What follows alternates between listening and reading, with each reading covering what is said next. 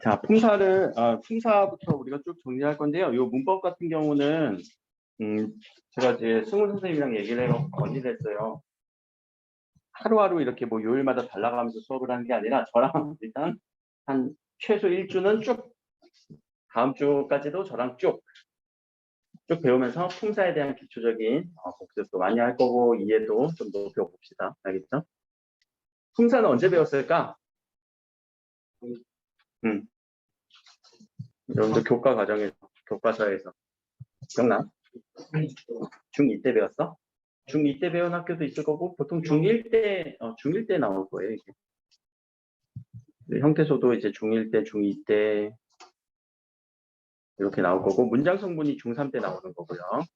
여기도 중3 때 버전이고요. 여기 훈민정음도 중3 때 버전.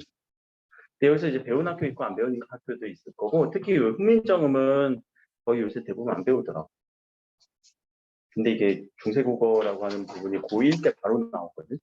고1 때 바로 여러분들 시험이 출제가 될 거니까 이게 좀 어려우니까 미리 좀 배워놓으면 이거 배웠던 기억이 있어? 그 정도 기억만 하더라도 얼마나 효과가 있는데. 그래서 이 문법을 공부한다는 거는요. 사실 이 학년 구분이 없어요. 이거는 무학년제로 가기도 해요. 학년 구분 없이 공부해야 돼. 그래서 중1 여기서 여러분들 후배 앉혀놓고 같이 공부해도 되고요. 사실 여러분들 위에 고1, 고2랑 같이 공부해도 돼요. 문법에 한해서는. 또 문학도 마찬가지야. 근데 이제 독서 지문만 조금 난이도가 있기 때문에 학년별로 좀 나눌 수는 있는 거고 공부할 때는 여러분들 그럼 품사 공부한다고 해서 중1 거 공부하는 거 아니거든. 이 뒤에 실어놓은 수준은 고등학교 수준이에요. 깊이로 따지면. 그러니까 중1 때 품사를 배우지만 저 때 배우는 품사는 그냥 간단하게 분류만 하는 걸 거야. 그렇지? 그랬던 것 같아. 그럼 또 한번 보러 보자. 자, 문장 성분, 문장의 짜임. 경민고는 시험 봤으니까 기억날 건데. 경민고. 여기에서 뭐 배웠었니? 문장 성분이랑 문장의 짜임이랑. 문장 성분. 문장 성분 배웠지. 어떤 거 배웠어? 문장 성분? 주어. 그렇지. 그런 부분들이 뭐 어로 끝나는 친구들이 쭉 나왔을 거예요. 그런 것들을 배우는 파트예요. 근데 이게 중3 1학기나 2학기. 그러니까 1학기 때 배운 친구들은 안 배울 거고 1학기 때 안 배운 친구는 2학기 때 배울 거고 그럼 경민고는 문장 성분, 문장의 짜임을 배웠으니까 음운 파트를 배울 거예요. 음운. 그치? 경민고를 딱 해서 고라고 얘기했니? 경민중. 자, 그래서 이렇게 우리가 문법 파트를 배울 때 지금 어디 공부하고 있는 건가 그것을 꼭 머릿속에 넣어놓으라는 얘기예요. 이걸 내가 뭐 학년별로 적었지만 지금 품사 공부하고 있구나. 형태소 공부하고 있구나. 문장 성분 공부하고 있구나. 자, 이게 큰 분류예요. 왜냐하면 자, 품사는 형태소는 단어 파트에서 공부를 해요. 단어. 단어라는 단어는 뭐니? 단어. 또 이렇게 아재 개그 할 뻔했다. 할까? 짧은 말? 맞아. 그런 느낌이야. 이 단자의 느낌은 단독으로 쓸 수 있는 거거든. 단독으로 쓸 수 있는 어휘. 단독으로 사용할 수 있는 어휘야. 그러니까 단어가 뭐야? 라고 하면 품사예요. 라고 하면은 사실 그거는 틀린 말이 돼요. 단어와 품사는 다른 개념이야.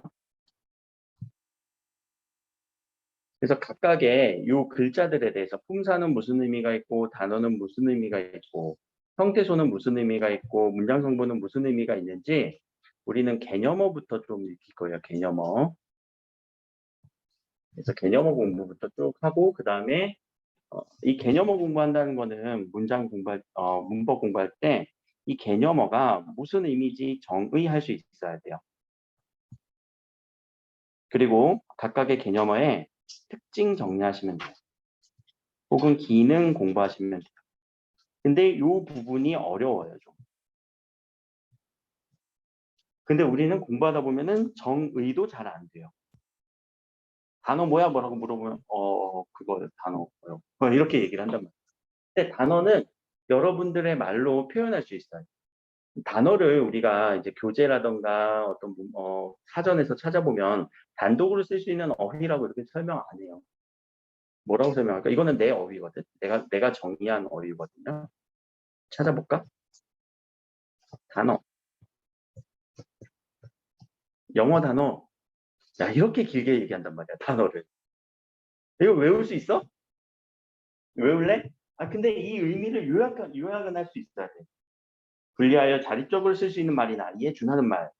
또 그는 말이 뒤에 붙어서 문법적 기능을 하는 말이라는 등등등. 자, 이 말을 그러면 저는 아까 뭐라고 요약을 했니?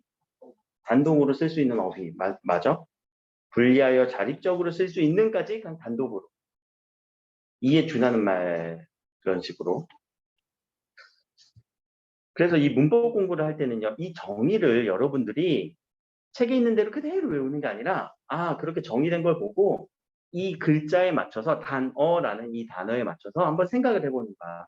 그래야 정의가 빨리 잡혀요. 개념이 빨리 잡혀요. 이해됐어요? 한 장 넘어가서 이제 본격적으로 오늘은 개념어 공부만 좀 할 거예요.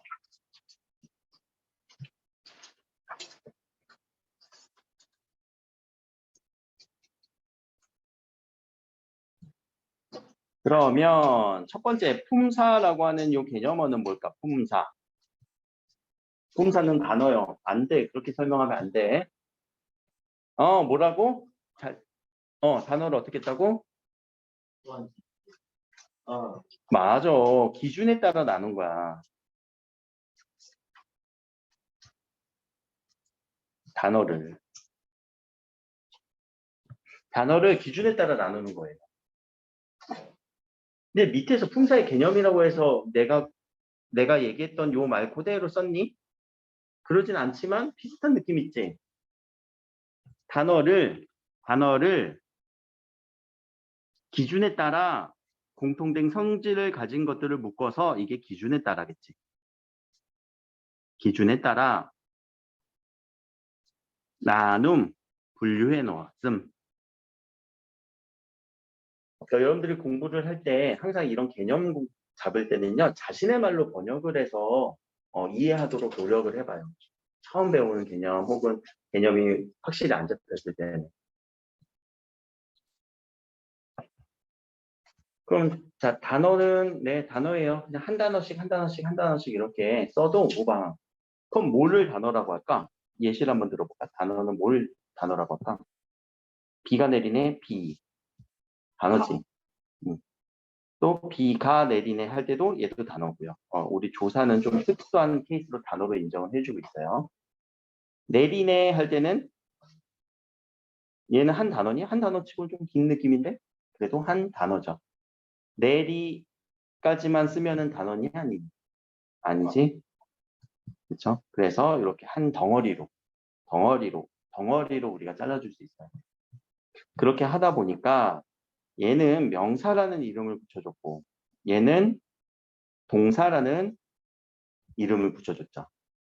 자, 이렇게 이름을 붙여준 것을 우리는 어떤 기준에 맞춰서 이름을 맞춰줬을 거예요. 그럼 그 기준은 무엇일까? 그래서 세 가지 기준 밑에 형태의 변화 여부,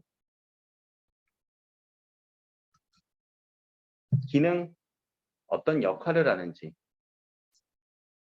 의미, 어떤 뜻을 가지고 있는지에 따라서 세 가지 기준으로 단어들을 다 나눠보는 거예요. 그럼 자, 지금 여기까지 있는 얘기를 다시 한번 정리를 하자면 세상에 우리 모든 단어들, 우리 국어에는 몇 개의 단어가 있을까? 굉장히 많아요. 한 50몇만 가지가 있어요. 우리 국어에서 쓸 때 아마 뭐 50만 가지, 50만 개의 단어들을 너무 많어. 기준에 맞춰서 이 세 가지 기준에 맞춰서 1번 기준, 2번 기준, 3번 기준으로 편의상 얘기할게요. 이 세 가지 기준에 맞춰서 나눠보는 거예요. 근데 이거는 흡사. 자, 내가 누구를 얘기할까? 민찬이한테 얘기해볼까? 자, 민찬아라고 얘기하면은 뭘로 부른 거니? 이름으로 불렀지. 학생이라고 부르면 신분 뭐 또는 지금 이런 걸로 부른 거지. 뭐 그러지 않겠지만 부모님이 내가 부르면 안 되고 부모님이 아들 이렇게 부르면 관계라고 부르는 거지. 근데 우리 대상은 어때? 똑같지. 얘들아 기준에 따라서 부르는 이름이 달라지는 것뿐이야. 그렇게 보는 거야. 이 기준이라고 하는 거. 그렇죠? 여학생 이렇게 부르면은 성별에 따라서 나누는 거죠. 남학생 이렇게 하면은. 근데 대상은 똑같단 말이에요. 우리는 한 명의 사람을 다양하게 이름을 붙여서 불러요. 학생이라고 부르기도 하고, 아들이라고 부르기도 하고, 이름을 붙여서 하기도 하고, 그렇죠? 또는 별명을 부르기도 하죠. 얘네들이 각각의 기준에 따라서 우리가 이 대상을 불러준 거랍니다. 품사도 마찬가지예요. 자, 봄이라고 하는 이 단어를 가지고 여름이지? 그건 봄이라고 합시다. 순간 봄비였나? 여름이잖아. 이제 가을로 넘어가는 시기에. 자, 얘를 형태가 바뀌는지 안 바뀌는지를 한번 보자는 거야. 봄이라는 단어는 봄이 왔어요. 형태 바뀌니 안 바뀌니? 안 바뀌지? 형태는 안 변해. 근데 얘는 문장에서 하는 역할을 보니까 뭐 주어에도 쓰이기도 하고 목적어에도 쓰이기 위해 아주 중요한 역할을 해 라고 해서 체언이라고 우리는 그런 기능을 이따가 설명할 텐데 체언의 역할을 해. 체언의 기능을 해.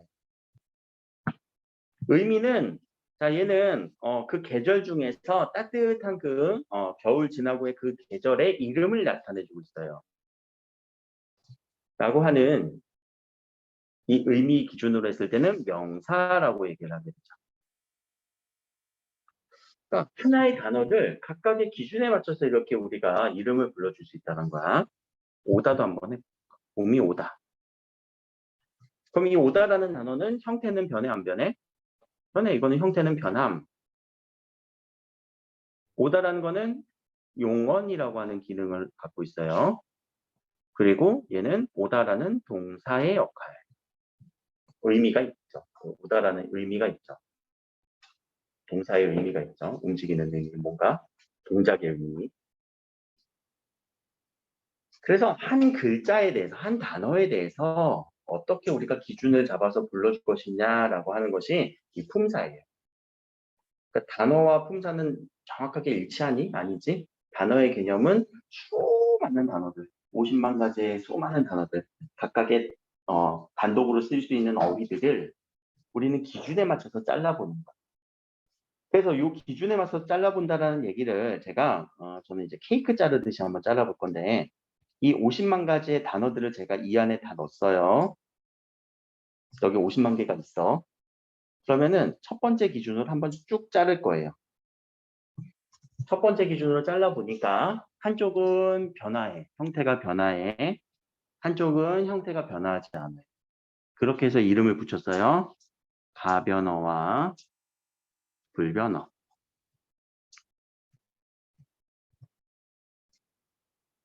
가변어라는 단어는 뭐니? 가변. 변화가 가능하다. 불변, 변화가 불가능하다.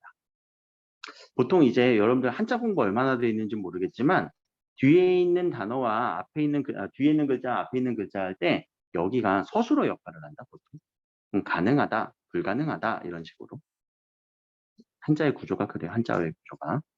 자, 이제 두 번째 기준으로 제가 잘라볼게요. 역할과 기능의 기준으로. 역할을 하니까 이 가변어는 활용하는 성질을 갖고 있대요. 이따가 설명할 거예요. 그래서 용언이라고도 얘기를 해요. 불변어를 보니까 어떤 애는 정말 중요한 역할을 해. 체언이라고 하는 역할. 어떤 애들은 꾸며주는 역할을 해. 수식하는 역할. 어떤 애들은 관계를 나타내주기도 해. 관계언의 역할. 어떤 애들은 독립적으로 써. 독립언의 역할. 그래서 두 번째 기준으로도 이렇게 잘라줘 봤어요. 자, 이제 세 번째 기준으로 잘라볼까? 의미로 보니까 용언에서도 이렇게 나뉘어. 어떤 애들은 움직임을 나타내줘. 동사. 어떤 애들은 상태와 성질을 나타내줘. 형용사. 체언도 잘라볼까? 이렇게 잘라볼게요.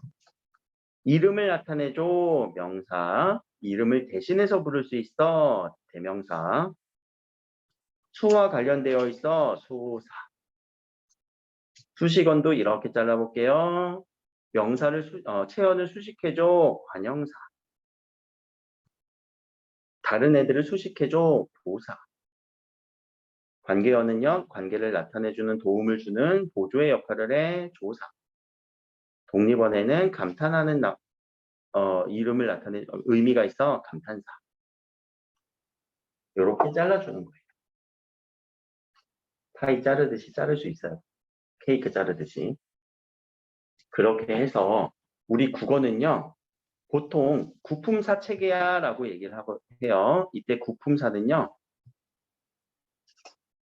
요 의미 기준의 구품사예요.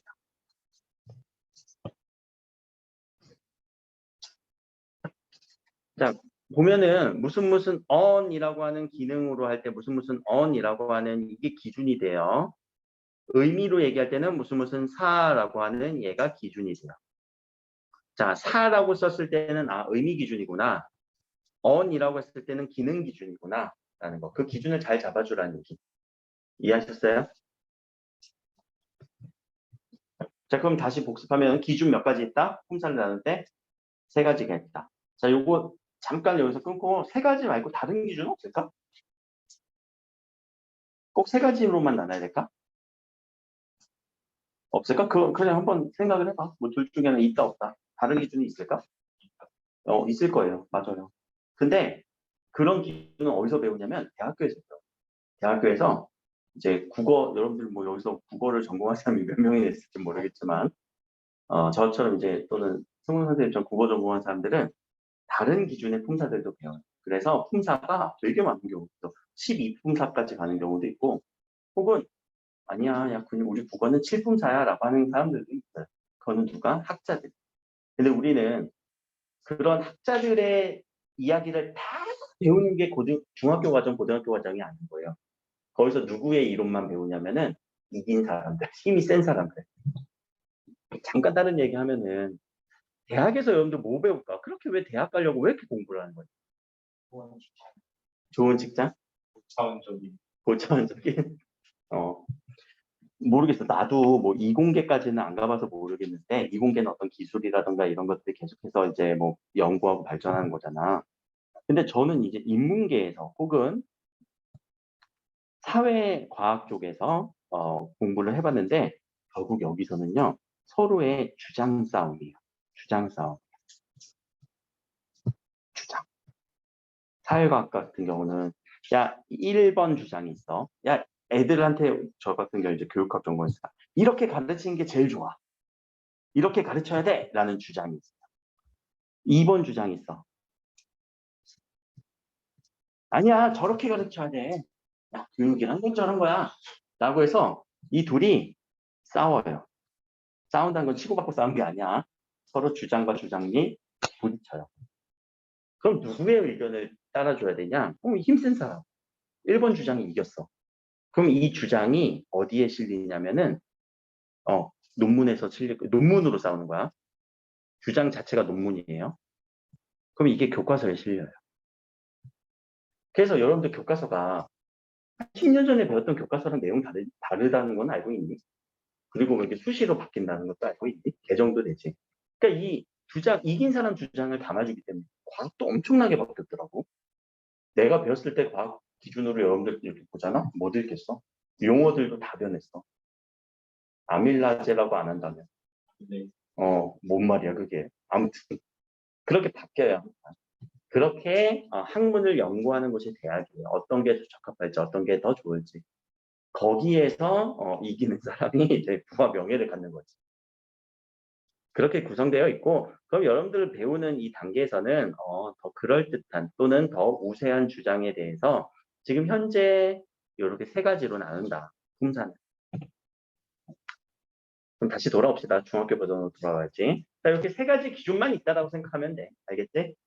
품사 단어를 나누는 기준은 세 가지다라는 거. 자, 그랬을 때, 자, 형태로 나누면은 가변어, 불변어 끝이에요. 모르는 단어 아니지? 오늘 그냥 이 이름만 공부할 거야. 저번에 우리 1학기 때 잠깐 했었는데, 걔도 기억이 안 날 거니까 다시 복습한 느낌으로. 자, 이제 두 번째. 기능이다라는 이 개념. 자, 기능이라는 거는 그 안에서 어떤 역할을 하는지, 어떤 포지션이 있는지라는 거예요.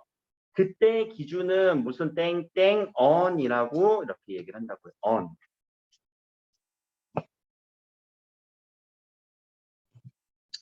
문법 개념을 보면은 무슨 어라고 끝나기도 하고요. 무슨 on이라고 끝나기도 하고요. 무슨 사라고 끝나기도 하거든요. 근데 사실 요 한자어들은요 다 똑같아요. 말씀 말씀 말씀 사. 그리고 내가 이거까지 미묘한 차이는 내가 몰라갖고 중국 내 동생이 이제 중국 유학을 갔다 왔거든. 물어봤다. 야, 이거 글자들의 미묘한 차이가 있냐? 그러니까 아니 그거 다 똑같은 말이야. 그래서 이 기준은 여기 이상의 기준은 모르겠어. 그러니까 여기 이상의 그건 모르겠지만 적어도 이 품사를 나눴던 사람들이 요 어를 가지고 또는 요 언을 가지고 사를 가지고 어떠한 기준을 나타내 주려고 했구나라는 것 정도는 여러분들이 이해를 하는 거예요. 근데 요 어는 가변어 불변어는 뭐 두 개밖에 없으니까 그렇게 어렵진 않으니까 땡땡어라고 나오면은 이거는 문장 성분 기준이에요. 문장 성분 기준. 문장에서 바라보는 관점이야. 아직 안 했지? 주어, 목적어, 서술어. 땡땡언이라고 하는 요 기준은요. 품사에서도 기능 기준으로 하는 기준이에요. 기준. 땡땡사라고 하는 거는 의미 기준이고. 자, 이렇게 제가 기준을 얘기하는 게 정말 중요해요. 문법 공부할 때 기준이 안 잡혀 있는 오락가락한다. 자, 예시를 한번 들어볼까?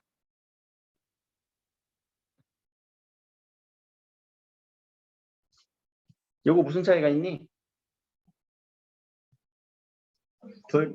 그렇지. 그래, 그렇게 보이는 거야. 문장 성분에서 바라보는 관용은 뭘까? 이것도 이제 설명.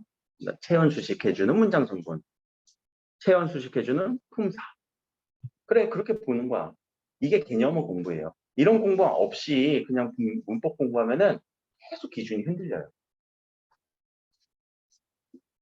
그래서 뭐 자랑은 아니지만 저한테 요런 하나하나 세세하게 품사 공부하신 친구들은 적어도 대학교 갈 때까지는 잘 써먹지 않을까 싶어요. 안 까먹고. 자, 기능 단위로 할 때는 무슨 on이라고 얘기를 해요. 그럼 자, 여기서 체on이라고 하는 거는 자, 이 체의 의미를 우리는 파악을 해야 돼.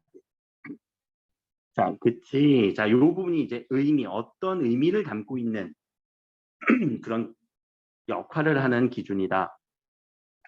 그럼 어떤 역할을 하길래? 이 체자가 몸체자죠. 그래, 몸의 역할을 한다는 거는 우리가 비유적으로 쓴 거지. 몸의 역할을 한다는 게 뭐야? 몸은 너무나 중요해. 혹은 중심을 잡고 있는 거야.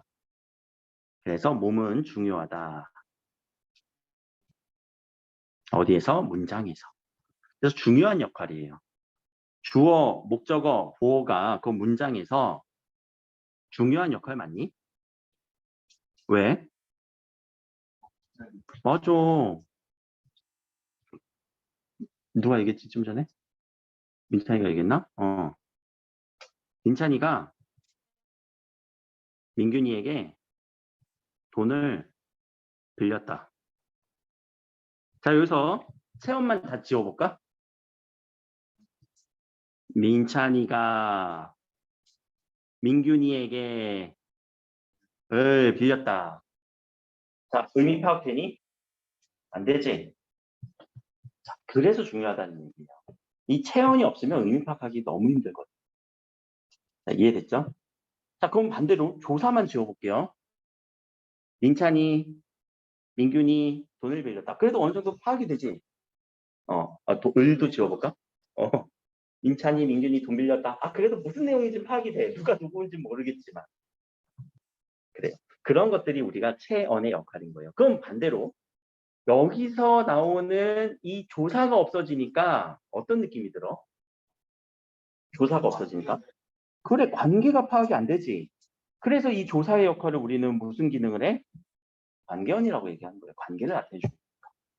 자, 아까는 민찬이가 민균이에게 돈을 빌린 거죠. 근데 이거 바꿔볼까? 민균이가 민찬이에게 돈을 빌렸다. 완전히 관계가 뒤바뀌지. 이 조사가 그래서 엄청 중요한 거. 우리 국어의 특징은 조사 공부 많이 해야 돼요. 조사 공부. 이해됐었어요? 이해됐었어? 이해됐어요? 이것도 바꿔볼까?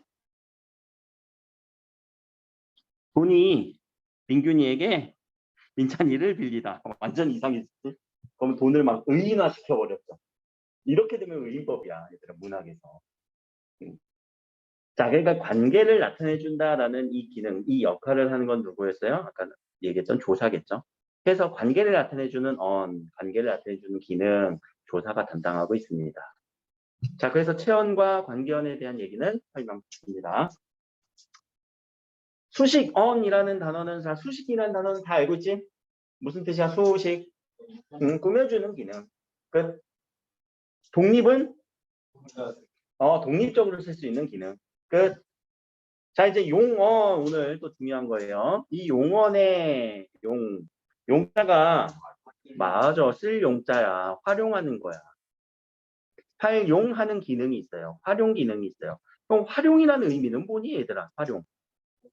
잘 쓰는 거지. 그치? 바꿔 쓸 수 있는 거야. 아주 유용하게 쓸 수 있어. 하나의 단어를 가지고 별걸 다 써요. 그쵸? 어떻게 쓸 수 있을까? 자, 먹다를 한번 써볼까? 먹고, 먹으니, 먹네, 먹자, 먹어라, 먹는구나, 먹어서. 끝도 없이 나오겠지? 자, 이게 다 활용하는 거예요. 그래서 활용하는 기능이 있어요 라고 할 때는 용언이라고 얘기를 하는 거죠. 왜냐하면 자, 여기서 나오는 이런 개념어들은 여러분들한테 친절하지 않게 툭툭툭툭 던져질 거예요. 문제를 푼다거나 설명을 할 때. 그러면 툭툭툭툭 던져질 때마다 용어는 뭐였지? 수식은 뭐였지? 관계는 뭐였지? 이러면은 공부가 안 돼. 그러니까 바로바로 이런 개념어들은 맞아. 용어 활용하는 거 이런 식으로 바로바로 처리가 되면서 이 글자를 보면서 처리를 바로바로 해줘야 된다. 문법 개념어 공부할 때. 자, 그러면은 자, 기능으로 몇 개 나눴어요? 5개. 자, 기준은 뭐라고요? 무슨 on. 5개 얘기 한번 해볼까? 앞에 보고. 중요한 기능. 체언, 걔네들의 관계를 나타내 주는 거. 관계언, 활용하는 애들. 용언, 꾸며주는 애들. 독립적으로 쓰는 애들. 오케이. 그렇게 5개. 그럼 활용이라는 말에서 우리는 이미 함축되어 있지만 활용은 변한다, 안 변한다? 변한다. 그러면 얘는 무슨 의 성질까지도 같이 연결시켜주면 되겠지. 그래서 아까는 제가 파일을 그렸지만 얘네들을 다시 이렇게 그릴 수가 있지. 가변어의 용어. 나머지는 바뀌지 않아요. 이렇게 그려줄 수 있겠죠. 가변어의 용언, 불변어의 체언, 수식언, 독립언, 관계언. 서술격 조사가 하나 들어가긴 했죠. 서술격 조사는 이따가 조사할 때, 조사해서 조금 더 자세하게 다루도록 할게요. 자, 여기까지가 이제 기능 기준으로 얘기한 거예요. 땡땡언이란 거. 자, 이제 의미로 갑시다. 의미라는 거는 어떤 뜻이 있느냐, 어떤 의미가 있느냐, 그리고 그 단어들마다 이렇게 공통된 뜻 안에 묶을 수 있느냐라는 거예요. 공통된 뜻 안으로 묶이느냐. 자, 공통된 뜻 안으로 이름을 나타내 준다 명사죠. 각각의 이름을 나타내 줘. 이거 뭐라고 하니? TV, 텔레비전, 그래도 이름이잖아. 그치? 얘의 이름. 이거 뭐라고 하니? 손목시계, 그치? 시계, 뭐 이런 식으로 얘기를 해도 그것은 이 대상을 얘기해주는 이름이지. 근데 그 이름을 대신해서 불러주면은 우리는 대명사라고 해요. 이 글자는, 이 말은 어떤 이름을 대신해서 불러주기도 한대. 그래서 이름을 대명사라고 해요. 대신하는 명. 이름을 대신해서. 야, 너 임마, 너도 대명사예요. 왜? 너. 그래, 너 이름 있지? 근데 내가 뭐라 불렀어? 너라고 대신했지. 나도 대명사예요. 왜? 나도 이름 있잖아. 근데 나라고 대신 불렀잖아. 우리도 이름 다 있지? 근데 우리를 다 지칭해서 한 번에 불렀으니까 이름을 대신해서 부를 때는 다 대명사에 들어가요. 이거 봐, 이거, 여기, 이거는 대명사야. 왜? 이것도 이름 있는 거잖아. TV도. TV라고 안 보고 이거 봐라고 얘기했어. 여기. 여긴 어디? 일회학원. 일회학원이라는 이름이 있지만 우리는 여기라고 불렀지. 그때는 대명사인 거예요. 자, 대명사는 그렇게 파악을 하면 돼요. 뒤에 가서 또 할 거야. 자, 수사는 수와 관련된 거예요. 수와 관련된 거. 수량이나 순서입니다. 수량, 순서. 그렇게 해서 얘네들을 우리는 중요한 기능을 하는 거예요. 체언이라고 얘기를 하죠.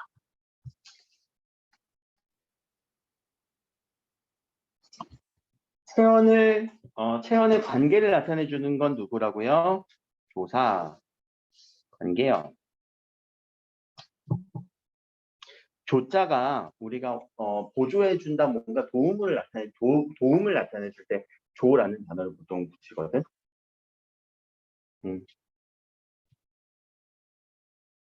그래서 그 도움을 나타내 준다. 근데 뒤에 한 번만 볼게. 자, 문법적 관계를 나타내거나 이때 관계를 나타내 주는 건 이해가 됐고요. 그치? 뜻을 더해준다, 뜻을 더해주는 역할을 하기도 해요. 아, 뜻이 더해질 때. 요거를 뜻을 더해준다, 뜻을 보충해준다라고 해서 얘는 보조사라고 하고요. 관계를 나타내준다라고 해서 격조사라고도 합니다. 일단은 국분사가 어떤 이름의 의미인지 다 알아야 되고요. 그리고 나서 명사 안에는 뭐가 있지, 조사 안에는 뭐가 있지 더 깊게 들어가야 돼요. 깊게 들어가지 않았던 게 중학교 1학년 버전이고 우리가 고등학교 가면서 조금 더 깊게 한 발자국 더 가는 거지. 뭐 비유를 하자면 중학교 1학년 때 품사 공부는 딱 바닷가에 갔으면 딱 바닷가에 간 게 품사 공부라고 한다면 거기에 이제 파도에 물을 딱 발을 딱 담가보는 거. 그게 이제 고등학교 1학년. 그럼 고등학교 1학년 때 이제 파도에 물을 딱 담갔는데 파도가 잔잔하면 공부가 할 만하지만 파도가 거치면 어떻게 되니? 막 쓰러지지. 집에 가야 돼. 뭐 동해까지 갔는데 집에 가긴 좀 아쉽잖아. 공부해야지. 파도를 이겨내야지. 아니, 저번에 이제 방학 때 잠깐 방학 얘기로 하자. 방학 얘기 했을 때는 방학 얘기 잠깐 하면 좀 전에 제가 이렇게 뭐 책도 훈민정음 책도 보여드렸지만 제가 이제 대학교 때 이 훈민정음 공부하면서 이 문법 너무 재밌다 이런 느낌을 받았거든요. 와, 이 문법이 너무 재밌네.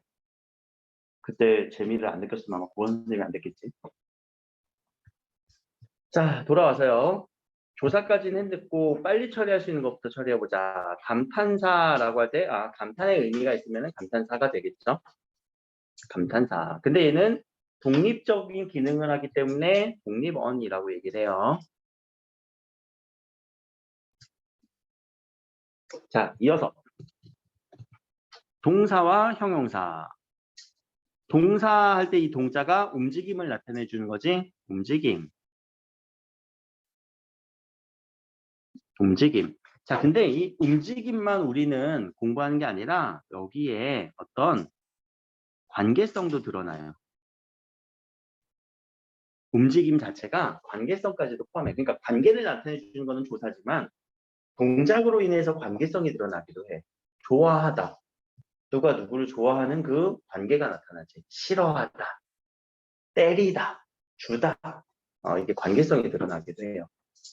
그래서 되게 중요해요. 사실 동사가 쉬워 보이지만 관계 파악하는 데는 너무 중요한 품사고요. 형용사.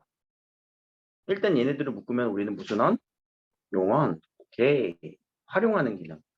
자, 형용사는 우리 국어에만 있는 게 아니라 영어에도 형용사가 있어요. 무슨 의미니? 형용사. 영어에서 하나 선생님이 수업해 주시나? 뭐라고 설명해 주죠? 형용사는 뭐야? 그렇지, 명사수식이야, 영어에서는. 근데 국어에서는 뭐라고 해? 설명이 달려있네? 그러면은 국어의 형용사가 맞는 거야? 영어의 형용사가 맞는 거야? 언어에 따라 달라? 아니야. 똑같은 말인데 똑같은 글자인데 과연 그게 언어에 따라 다른 걸까? 내가 이제 영어 선생님들을 물론 이제 직접적으로 비판했다고 하지 마. 영어 선생님들 내가 막 이렇게 뭐라고 했다고 하지 마. 그 명사수식이라는 걸 잠깐 생각을 해보자. 자, 우리가 명사수식 하면은 얘는 의미 기준으로 얘기한 거니, 기능 기준으로 얘기한 거니, 형태 기준으로 얘기한 거니? 다시 기능이라는 건 뭐야? 무슨 역할을 하는지 무슨 일을 하는 건지 얘기를 하는 거지. 얘들아, 영어에서 형용사는 명사수식을 한데 명사수식에 의미가 있는 게 아니라 명사수식 기능을 하는 거예요. 기능으로 얘기를 한 거야. 그럼 진짜 형용사는 명사만 수식해주나? 아닐걸? I am boy. 자, 여기는 boy는 형용사 맞아? 아, 미안해. 형용사 아니다. 이 명사 써버렸네. I am pretty. 야, 내가 지금 pretty boy까지 쓰려고 한 거야. 자, 이러면 명사 수식하는 거 맞지? 근데 이때는 명사 수식한 거야? 그렇다고 얘는 그럼 형용사 아니야? 이거 형용사인데? 이거 형용사인데? 근데 이때는 왜 명사 수식 아니야? 거봐. 그런 것들을 여러분들이 이제 스스로 정리하면은, 야, 국어 공부하면서 영어 공부까지 시켜주는 데가 어딨냐? 잘 봐. 이거는 명사 수식하는 기능 맞아. 기능이잖아. 이거 기능으로 얘기한 거예요. 영어 선생님들이 보통. 그러면 자, 명사 수식만 하니? 아니야. 보호 자리에도 쓰이잖아. 이게 보호 자리에 쓰이는 기능을 얘기한 거잖아. 기능으로 얘기한 거야. 자, 근데 형용사라고 하는 이 글자는 형용이라는 의미는 무엇이냐? 의미는 무엇이냐? 상태나 성질이에요. 그것의 지금 모습은 어떤지, 상태는 어떤지. 그게 형용의 뜻이에요. 너무 중요해요. 강조한다. 형용은 뭐라고? 형용. 상태나 성질이에요. 그럼 다시 한번 생각해보자. 자, 프리티는 상태나 성질 맞아? 어떤 상태? 프리티한 상태. 자, 그럼 여러분들 알고 있는 영어 형용사 다 꺼내보자. 다는 꺼내지 말고 알고 있는 거 몇 가지만 꺼내보자. 날 고려해줘. 나 영어 잘 못해. 쉬운 걸로만 꺼내줘. 빅. 자, 빅은 그러면은 명사 빅보이 맞네. 근데 여기 쓰여도 괜찮지. 근데 얘는 어떤 상태야? 큰 상태 맞네. 클린은 그래 깨끗한 상태 맞지? 자, 뭐든지 다 상태나 성질이야. 깨끗한 성질 맞잖아. 근데 우리는 외울 때 어떻게 외우니? 깨끗한이라고 외우지. 이게 여기서 이제 문제가 되는 게 깨끗하니 기본형이 아니에요. 그래, 얘 기본형은 깨끗하다예요. 자, 깨끗하다라고 하는 이 단어가 깨끗한이라고 어떻게 바뀐 걸까? 활용된 거야. 그래서 영어 선생님들이 보통 가르칠 때 활용형으로 가르쳐서 그거는 영어를 여러분들이 더 많이 공부하죠. 상대적으로. 그렇지? 그래서 그 부분은 꼭 여러분들이 스스로도 수정을 해야 돼요. 영어 선생님 저렇게 명사 수식하는 건 저기 기능이구나. 형용사의 기능으로 얘기한 거구나. 생각해보니까 상대 성질 맞네. 의미 기준으로 얘기를 하면. 그리고 깨끗한이라고 우리는 외우지만 저건 깨끗하대서 활용된 거구나. 깨끗하다라고 쓸 때는 어느 자리에 쓸 때? 보호 자리에 쓸 때는 깨끗하다라고. water is clean 하면 깨끗하다라고 할 거 아니야. 그치? 그렇게 활용되는 거구나라고 개념을 딱 잡으면은 여러분들이 단어 외울 때 조금 더 수월하지 않을까? 그럼 이거는 이제 활용 부분인데 이 활용은요 나중에 품사에서 우리 용언의 구조를 저번에도 많이 열심히 했지만 용언의 구조에서 다시 한번 다루기로 할게요. 자, 그럼 다시 형용사의 뜻은 뭐라고? 상태, 성질. 근데 이거 단어 바꿔서 생각해 주는 것도 좋아요. 성질, 상태로. 성질, 상태. 왜냐하면 성상이라는 단어를 많이 써요. 성상은 무슨 단어야? 성질과 상태. 그래서 성상 형용사, 뭐 성상부사 이런 단어 많이 쓰기 때문에 성질과 상태, 성상이라는 단어는 성질과 상태를 나타내 주는 거구나. 그것으로 또 서술할 때 상태를 서술할 때 우리는 형용사예요. 자, 여기까지 이해됐죠? 자, 이제 관형사를 가봅시다. 관형사 부사는 뭘로 묶을 수 있어요? 수식어니에요. 그럼 얘네들 뭔가 꾸며주는 거네. 그치? 자, 관형사는 누굴 꾸며줘요? 체언을 꾸며주는 역할. 관형사.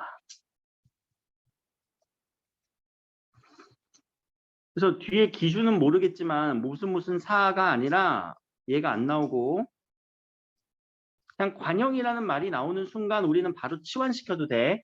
사까지 안 나와도 괜찮아. 얘는 체언수식. 관형의 말은 조선시대에 만들어진 거예요. 그래서 요 관자가 갓을 의미하거든. 갓, 옛날에 양반들이 이렇게 위에 썼던 갓. 그래서 내가 이제 비유적으로 이렇게 하면 너무 벼슬이 많다.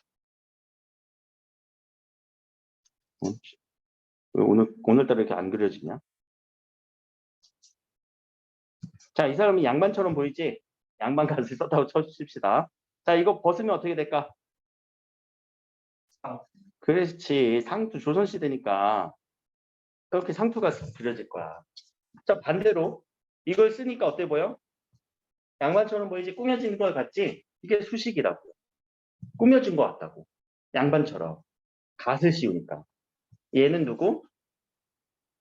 채원이란 사람. 채원이란 사람. 아까 채자가 몸채자잖아. 몸채자잖아. 이 몸, 사람의 몸에 갓을 씌워주니까 있어 보여. 꾸며주는 거. 그래서 항상 관형이라는 말은 채원수식. 그때 뒤에 사가 붙었네. 이거는 품사 기준으로. 자, 우리가 그러면 알고 있는 관형의 친구들을 다 꺼내보자. 관형, 문장 성분이지. 응? 뭐라고? 뭐라고 했니? 채원을 수식해주는 문장 성분. 관형, 절. 절이라는 건 아직 안 배웠지만 절은 뭐니? 그래도 영어에서 많이 나오잖아. 무슨 절, 무슨 절. 응? 그렇지. 주어와 서술어의 느낌은 있지만 종결형은 아닌 그런 상황. 근데 걔가 누구를 꾸며줘? 채연을. 그때 관형절. 이해됐어? 관형, 사형, 어미. 그렇지. 전성어미. 그럼 얘는 누구 꾸며주는 어미? 채연을 꾸며주는 어미. 자, 이렇게 뒤에 거는 기준이요. 앞에 거는 의미라. 바로바로 개념어 파. 이해됐니? 이거 연습하셔야 돼요. 바로바로 단어는 처리돼야 돼요. 아, 관형어가 뭐였더라? 공부 안 한 거야? 아, 관형절이 뭐였더라? 안 돼, 이러면. 자, 그래서 이제 수식어 중에 이 친구들을 얘기했고, 그 다음은 부사. 부사도 내가 예전에 설명 한번 했을 거예요. 이때 부자가 어떤 의미가 있니? 맞아, 부사장, 부반장. 몇 인자야? 2인자 부예요. 그래서 2인자가 하는 일이 많아요. 그래. 부사는 그래서 이때 하는 일이 많은 건, 자, 체언을 꾸며주는 건 누구? 관형사가 체언만 수식해줘. 근데 우리 국어 품사가 체언만 있니? 누구도 있어? 용언도 있고, 관형사도 있고, 부사도 있고, 그렇지, 형용사도 있고, 여기 용언에 다 들어가네. 얘네들 꾸며주는 건 다 누구라고? 부사가 꾸며준다고. 또 문장 전체도. 하는 일이 상당히 많죠. 또 심지어 우리 사장님이 안 계시면 누가 결제해야 돼? 그래서 체원도 수식해줘요. 가끔.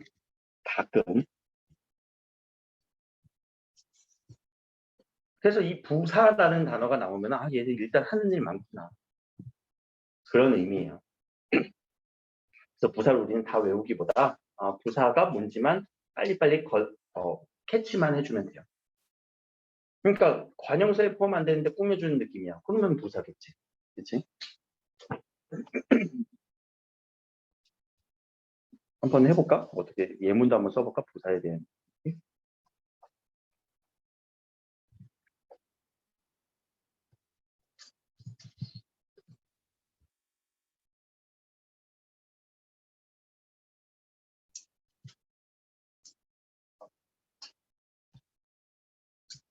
자, 이것도 한번 해봅시다. 아주 잘생긴 새 차를 샀다.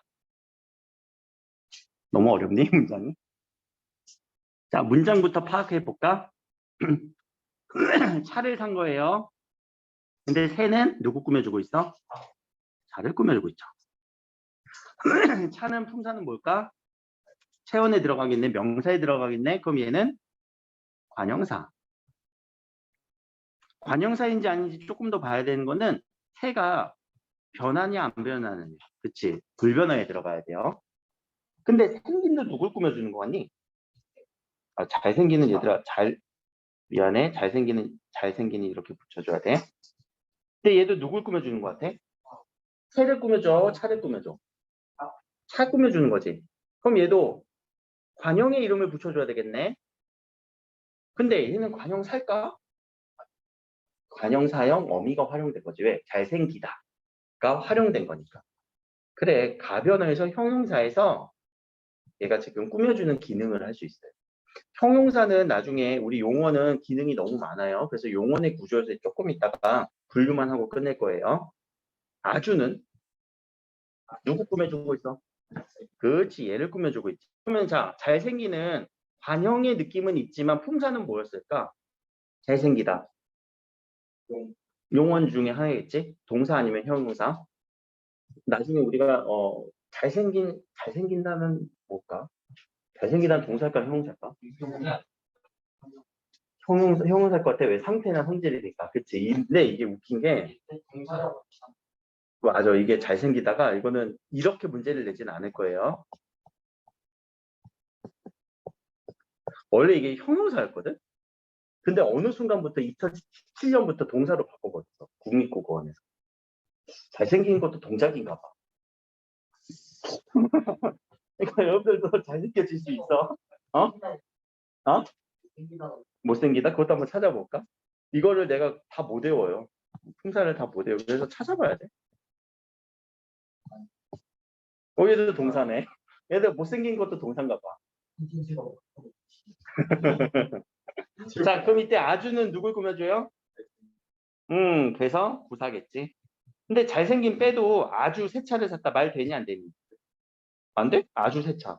아주 새 건데? 아주 새 거. 꾸며줄 수 있지. 그러면 관형사를 또 꾸며줬지. 그래, 그렇게 부사는 여기도 꾸며주고 저것도 꾸며주고. 그리고 그냥 산 게 아니라 잘 샀다. 이렇게도 꾸며줄 수 있겠지. 누굴 꾸며줘? 이때는 샀다라고 하는 동사를 꾸며주겠죠. 부사하는 일이 많아요.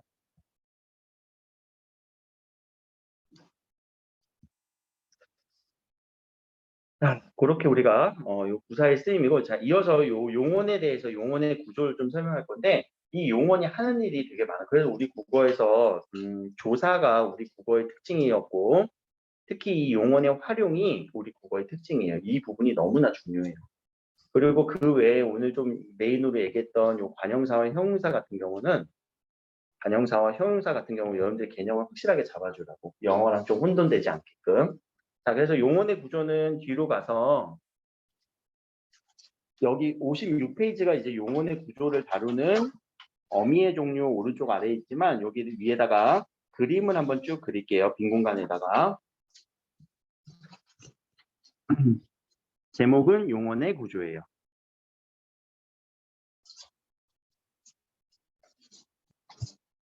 용언의 구조.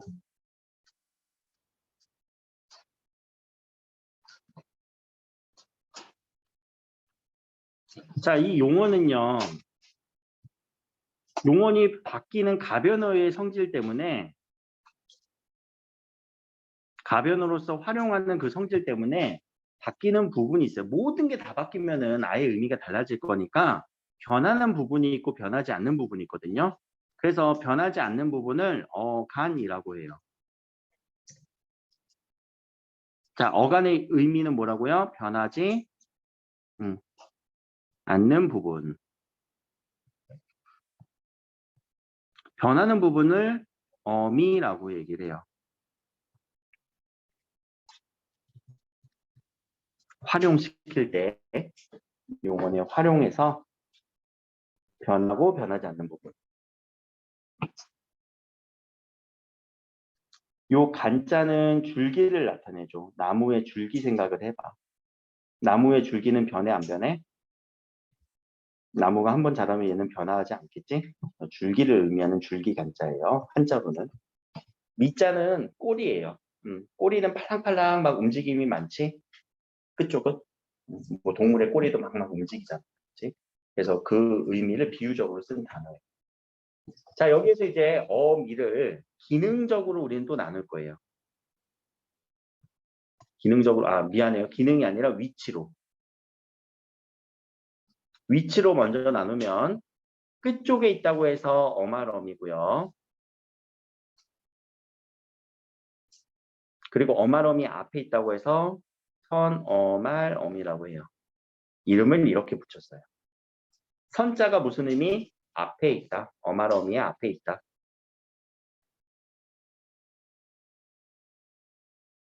이렇게 조금 더 가야 돼갖고 공간을 좀 확보를 많이 해놔. 자, 그리고 이제는 기능 기준으로 얘기를 할 거예요. 기능. 여러 가지 기능을 하는데 이 어말어미가 문장을 끝내주는 기능 종결어미가 종결 기능을 해요. 근데 문장을 끝내지 않고요. 연결시켜주는 연결어미 기능도 해요. 근데 아예 성질을 바꿔버리는 전성어미 기능도 해요.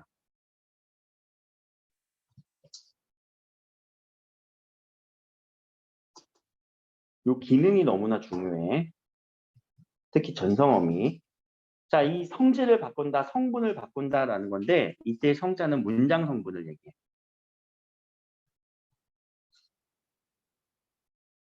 문장 성분을 전자가 바꾸다. 전환시키는 거. 그때 우리 전자를 쓰거든. 전환. 문장 성분을 전환시키는 전성어미예요. 그럼 자, 이 전성어미는 원래는 문장 성분이 뭐에 쓰이냐? 용어는 문장 성분은 서술어에 쓰여요. 서술어. 서술어 자리에 쓰여야 되는 이 문장 성분을 전성어미가 활용되는 순간 또 세 가지로 나눠요. 여기가 이제 끝이야. 명사형 전성어미,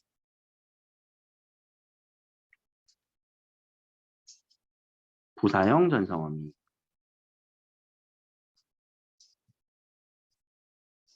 관형사형 전성어미.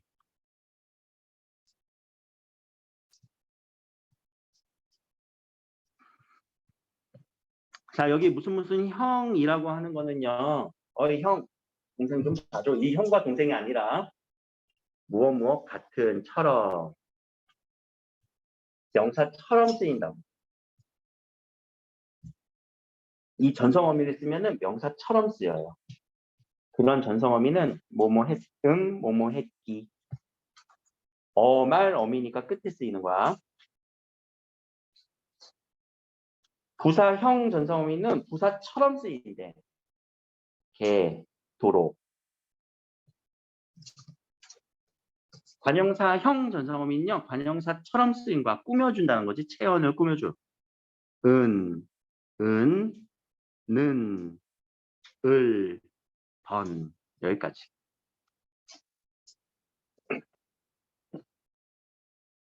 이런 어미들이 쓰이면 관형사형으로 명사를 꾸며준대. 맑은 물. 맑다가 활용돼서 맑은 이렇게 쓰이지. 그럼 부사형을 한번 또 해볼까? 우리 여기서는 이제 예문 쭉 쓸게요. 예문을 한번 써봅시다. 자, 맑다를 부사형으로 한번 바꿔볼까? 부사형 전성어미.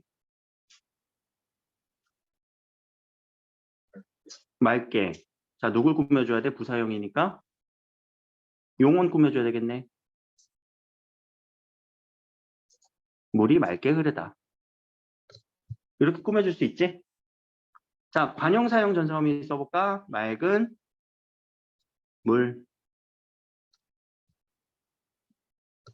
자, 이렇게 활용되면서 그 문법적 기능을 달리하고.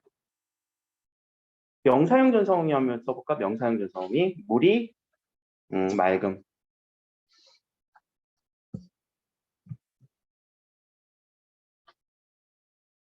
혹은 물이 맑기.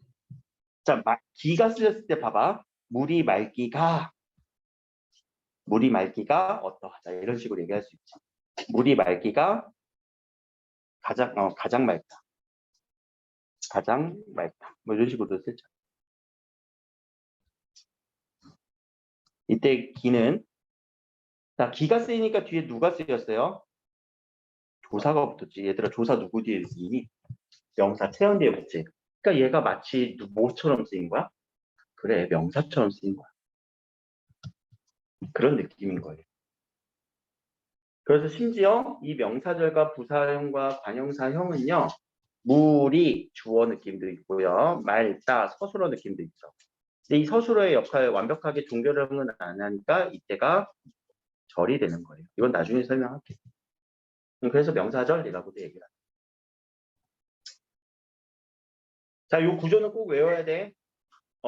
내가 이제 문법은 다 외워서 푸는 게 아니라 기본적인 거는 꼭 외워야 되고 그 이후의 것들은 여러분들이 활용하면서 또는 응용하면서 공부를 해야 돼요. 자, 그러면 두 가지만 우리 약속합시다. 다음 주 화요일 날 오실 때 품사체계 공부하시고요. 품사체계라는 거는 요 이름, 개념어 확실하게 무슨 의미인지 파악하는 거, 그리고 기준에 맞춰서 도식화하기.